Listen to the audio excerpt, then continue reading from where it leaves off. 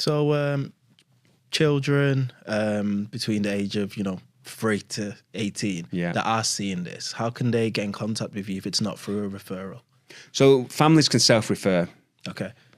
So what I would never ask is for a child or young person to refer themselves because due to their age, but parents, guardians, schools can do a self-referral just on our website, and it's dead easy. What we ask for there is all the information relating to the referral so we can fully understand it. Then what happens is they're contacted by one of our bereavement team to arrange an initial meeting with them. Yeah. And that's either in person or via Zoom. And what that's to do is just to get the full circumstances. What we want to make sure is that we're the right service and support for them and their family. Yeah. And also that the opposite as well, that, we're the right ones for them and they fall within our criteria as well. Because we support following the death of a loved one, and we have to sort of stick to that's what we're supporting for. Once that initial meeting's been done, the children will be allocated a bereavement support practitioner, and it'll always be the same person that they come to meet. Yeah. And then they'll do a get to know you session at Sidley House where they'll just come and play and have a look around and meet their practitioner, and then the practitioner will then put into play how often the sessions are and what the sessions are going to entail and what have you. It's not a 6 weeks and you're out support for us. It's tailored to them, to that young person. That's great. Yeah. No, before we move on, I did just want to touch, just because we were speaking outside just on the rebrand, and kind of got a good question for both of you, because people may have realised we've gone through a rebrand not too long ago, which Paul has spearheaded, and well, by that time, the new logo website will be live. You've undertaken a new rebrand as well. Yeah. What was the thought and the decision behind changing the logo and the feel of the current brand to what it is now? Well, what I said to you outside, I won't repeat. Yeah. But basically... Charlotte, get it done. Yeah. I needed something for Charlotte to do, so I'm sorry, Charlotte. Yeah, she doesn't do much. Yeah. Here's the mail. I just didn't think our website represents who we are and what we do. I didn't think our website was very family orientated. So we pitched it out to a couple of companies, and we use, I mean, I like to say companies and Absolutely. stuff. Yeah, go for it. So we did it to a company called, might get a discount, you see, for Think Design in Radcliffe, in Bury, and they came up with a full branding pack for us, and then they started telling us everything that's wrong with our current current logo. And I was like, listen, we've had that logo since forever. Everyone knows it. I'm really not interested in changing it. It's a staple. Like we're staying in. Like, well, let us do some work on it with no pressure. I was like, fine, if that's what you want to do, but you're wasting your time. And then they sent it through, and I was like, we've got a bit of a problem. Well, we've got a bit of a problem. And I was like, and obviously, for me, I just straight away I loved it. I thought, wow, and I thought, I've got a problem now because now I've got to show it Danny. And if he goes, absolutely not, we're sticking to the new one, I'd be like, I agree, we will, but I really love that one. And I showed it to Danny, and he went, wow, we do have a problem, don't we? So everything's checked. So the rebrand is full logo, website, everything. Excellent. And I know we've seen it, and it looks fresh. We said it looked fresh. It looked childlike as well, welcoming. Yeah, is that the kind of feel you were going for? Yeah, we wanted to add the children's voice. Well, you've seen our old one. We wanted to add the children's voice. We wanted information to be dead easy to find, the referral to be user friendly, and it's literally it's all of those things. So yeah, by the time this goes out, it should be live. Yeah, should be live, definitely. Yeah. If Charlotte's done a job. Yeah, if this goes out and you go on our website and it's all orange, something's gone drastically wrong. Charlotte. She should have been here to defend herself. Yeah, she should. Yeah, this is her own fault. Yeah. You're not here, you get blamed. Yeah, true. Rules. She'll be in the comments, don't worry. Yeah, word out. Yeah, I think it's great, and it's, again, there's different avenues that you actually cater for children and families, and that they can get in contact with you. So again, moving into the side where you said, working with businesses and how businesses could come support, I do want to pass it on to Paul James, who, it's not a surprise no more. He's doing a K2 walk. He's doing K2 in July which is mental. Not many people can do, but it's a very honourable partnership that he's doing it. He's doing it, you know, to try and raise some money and certainly some awareness for charities and the community. So, Paul, could you get a bit more into it again? Paul. Yeah, a bit more about the connection with choosing Want to Put a Smile to fundraise for it too. Yeah, you've built this up, haven't you? No, I know. That's what I'm here for. I'm actually not going anymore. Oh, wow. Changed my mind. Cut it all. To be fair, I Googled it this morning and I'd probably be changing my mind. So the reason I'm doing it, originally I've done a lot of travelling. I've been lucky enough to do a lot of travelling since early 2000s. And then when we started Red Rock, it all got put on the back burner.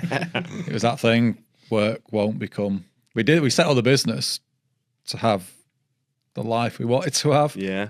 But that didn't happen. The business took over and I didn't have holiday for 6 years. So again, like working the business coach, he's very much personal goals as much as professional. So you need to start doing some of this stuff because it's not going to work. So working with him, we just sort of said, right, this is something I've had on the back of my mind for 10 years that I wanted to do. And so we set the date and then we were talking about, obviously, the position I'm in, running my own business.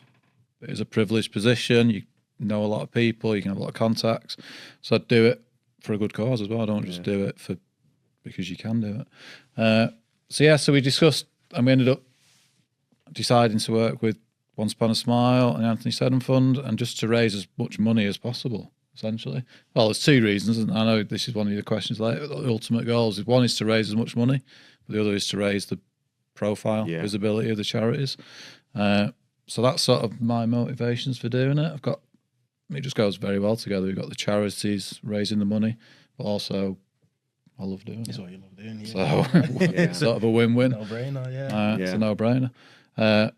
So that's excellent. So the actual trip starts in July. It's just over 3 weeks. I think it's 25 days. Oh wow. So it's a way for you to get 25 days off work without anyone going, he's off again. Well, can you do that? Let's do it for charity. But for the last 6 years, I've had no days. So really, you're owed. Yeah. Still owed, at least. Funny that. I know that feeling. So it's 3 months. 3 weeks. 3 weeks. 3.5 weeks.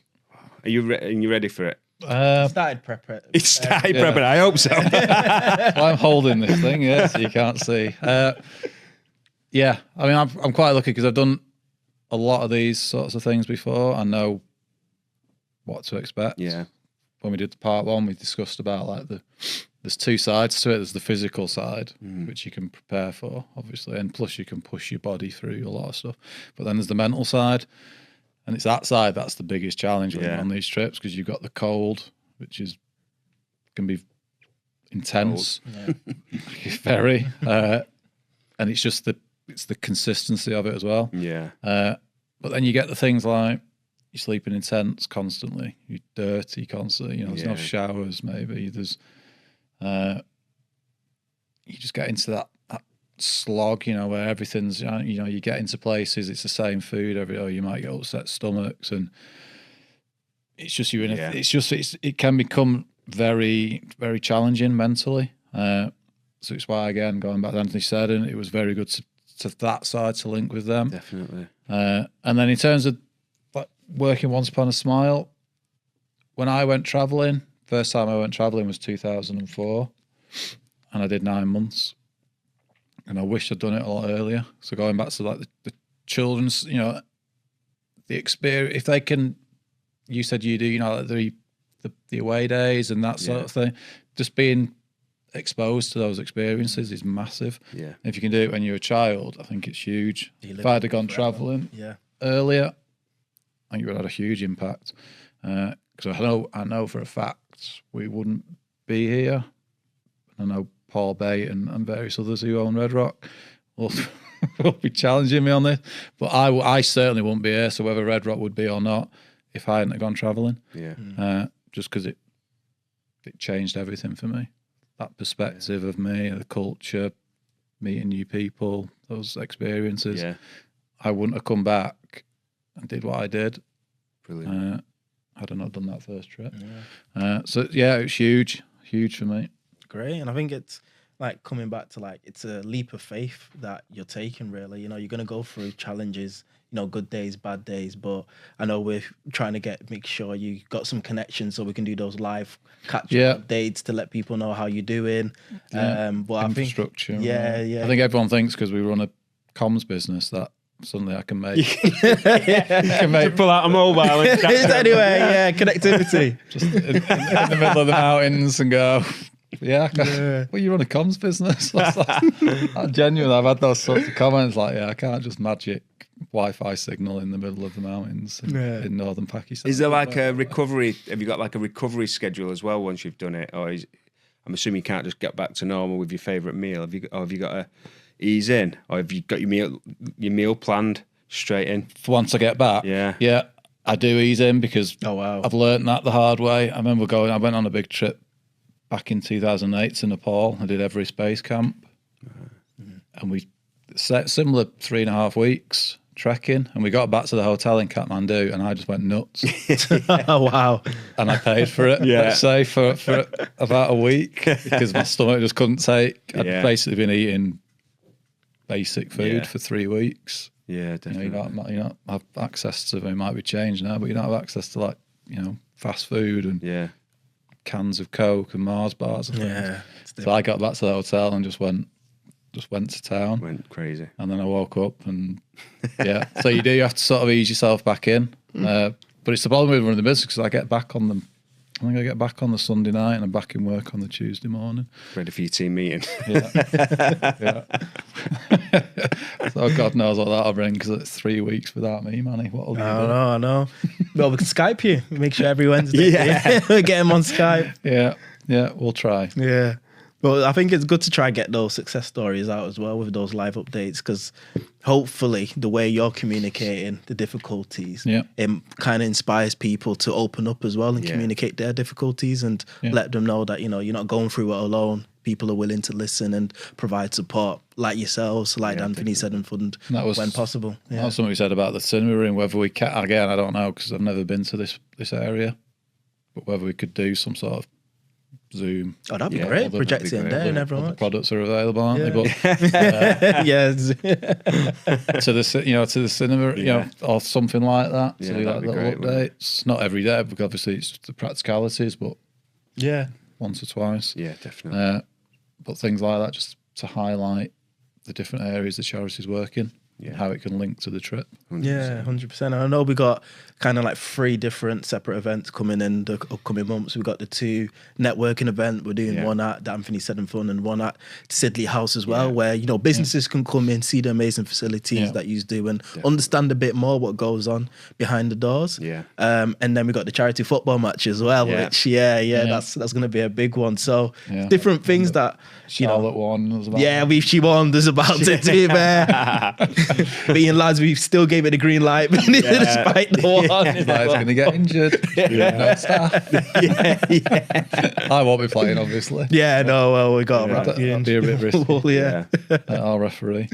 But that'll be a heck of a thing because we're working with Hyde United, aren't we? On that? Yeah, Hyde United. So their pitch, they're providing the referees, facilities. So that'll be a full-on.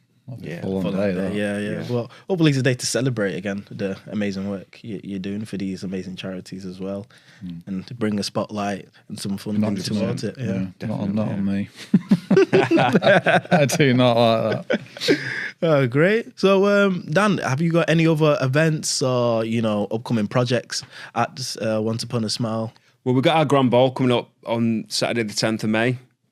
So that's our biggest singular fundraiser of the year. So we have 500 to 600 people in attendance at that one. Nice. It's a gala dinner at night time. We've actually only got 8 tables available left, so it's sold really well. We've announced our first acts. We've never normally announced the acts. This year we're just trying to mix things up, doing it a little bit different. So the headline for this year is S Club. Wow, nice. And then we're going to do some more next week. Yeah, but it's just looking like a great event. Mm-hmm. Yeah, so that's on the Saturday the 10th of May. Nice, and like you said, seats are still available, I guess.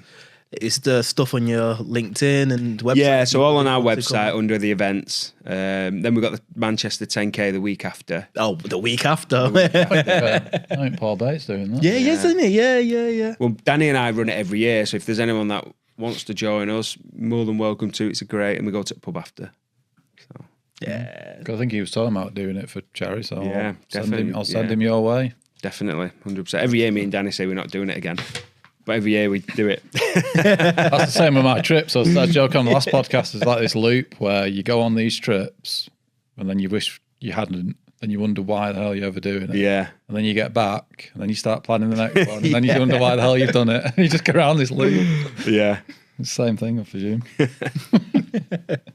I think, like you said, both of you show clear passions for what you do with the charity and certainly with the walk. I think that's why, despite how hard it gets, because like I can imagine, no one day is the same as the next. No, the charity, but you do it because you love it. Really, it's part of you. So yeah, I'm looking forward to it. So how's the preparation going? Is it rocky style? I'm imagining. I've actually done stuff now. Okay. Because last time. Yeah. He asked me a question last time, I dodged it for about 5 minutes. He's like, you actually didn't answer my question. So I can actually say this time I actually have started doing stuff. Nice. But yeah, it's that, go back to that point I made, the physical side, I know what I need to do. That I can deal with. Yeah. I can be at the front of the group if I need to be, push I can just go at the back, put my headphones on, and just head down. That side of it, I don't need to do that much. I just need to be in shape. It's that, like I said, the biggest challenge is always the mental side. Yeah. So yeah, in terms of prep, started stuff at home. Nice. I have my home gym. That's sound. It's just a few things in the garage. It's not posh. You're just saying that, I've just started doing a few little things. Yeah, you're walking up this massive mountain. Yeah. There's a couple of little things I've started doing, walking up the stairs at home and back down. Yeah. Yeah. Are you excited though? I am, because it's weird because I've not done it for so. I think the last trip I did was I went back to Nepal in 2019. I did a big mountain there. It was about 6,500 meters. That was the last thing I did, really. Oh, wow. Other than I did go to the lakes quite a lot because I love the lake. Lakes are still my favourite place on earth. But yeah, that was the last big trip I did. So it's like 6 years. Oh, yeah, So 6 years. quite, I know. So I'm quite. I think we just started Red Rock. I think it was about 8 months in when I went. But then were the days when you could just go. Yeah. Because there was only 3 of us. Yeah. We had no staff. Yeah. We were still in a garage at that point. And no overheads. God, you look at the overheads now and you think, wow. Yeah. If only. Yeah, it's just shared. So you could just get up and get up and go then, because we only had a few customers. We were winging it still. So yeah, I've sort of lost. I don't know. I've sort of lost the that travel bug. So I want to get it back.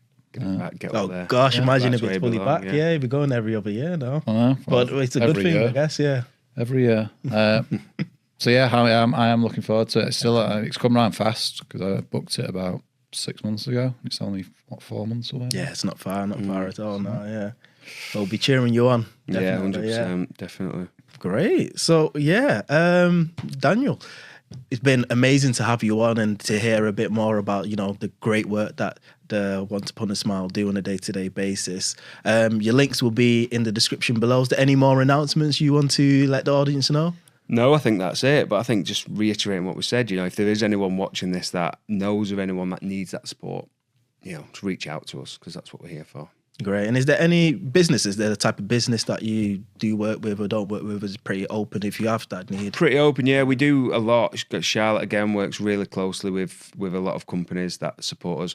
We like to offer something back. We don't just charity that says thanks and moves on. We like to really get involved and see what we can offer back and how we can support the businesses at the same time as a thank you. So just reach out and, I'm sure we'll be able to work together. Yeah, and I think they can see the great partnership and relationship we've got. So yeah, definitely. Businesses know it's a recommended charity that they're working with, not just for the short term, but it's something that they can grow and build with together. Yeah, excellent. So any updates? Well, there's a couple updates at Red Rock. Any you want to share? God, there's just tons of stuff going on. We keep joking that. Yeah, there's so much coming. I would just say let's just focus on this. We've got the events coming up, the networking events. Yeah. One end of March, one sometime end of April, and the football game in June. Yeah. At Hyde United. For me, I just want to focus on those. 100%. And then all the stuff in between, like I also one thing I mentioned to you on that was we were coming in the card, didn't I, about the website. So I wanted to do a blog for this trip. So over the weekend, I was thinking, right, I'll look into it and start doing it, and it turned into a website. So I spent all yesterday creating a website. Oh wow! For this trip. So I even got the domain, the Great K2. Oh yeah. So I'm going to sort of upload to that every couple of weeks. So I've started putting on some of my like trips that I've been doing. Nice. So I started with that original trip in 2004. So that'll go live hopefully this week. So there's pages on there for each of the charities. Yeah. And the links and the donations to the Just Giving. And then every couple of weeks I'll add new trips to it. Nice. So yeah, that's just trying to think of different ways to sort of promote this trip and raise as much money as possible. So that's sort of my focus at the moment. Great. You're doing a great job at it. So yeah, again, thank you very much, Dan, for coming on. It's hugely been a pleasure. So yeah, that has been the second part of this jam-packed double episode of the Wired for Success podcast. Again, all the links will be in the description. You can follow us on socials. And again, the links for Once Upon a Smile will be in the description as well. Check out their website. And again, if you know anyone that could, seek value from their services they do, get in contact. They're an amazing bunch. But yeah, we look forward to seeing you again. Details will be across our social platforms. Subscribe, like, and share, and watch this space. I've been Emmanuel. Paul. You sure? I was miles away there. I was paying attention to him. Emma. Yeah, I think Good. Excellent. And Dan Jillings. Yeah, we'll get it next time. Yeah, we'll get it. This has been Wired for Success. See you soon.